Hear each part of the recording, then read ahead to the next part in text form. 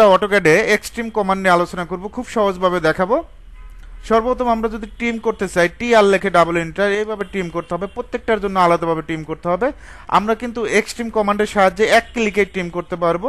Just এখান থেকে type করব EXTRIM, স্পেলিংটা দেখবেন এক্সট্রিম, জাস্ট ক্লিক করবেন। মেইন অবজেক্ট কোনটা, মেইন অবজেক্ট এইটা, জাস্ট রেক্ট্যাঙ্গেলটা সিলেক্ট করবেন। সিলেক্ট করার পর যেহেতু বাইরের অবজেক্টটা আমরা এক ক্লিকে ট্রিম করব, জাস্ট বাইরে একটা ক্লিক করবেন।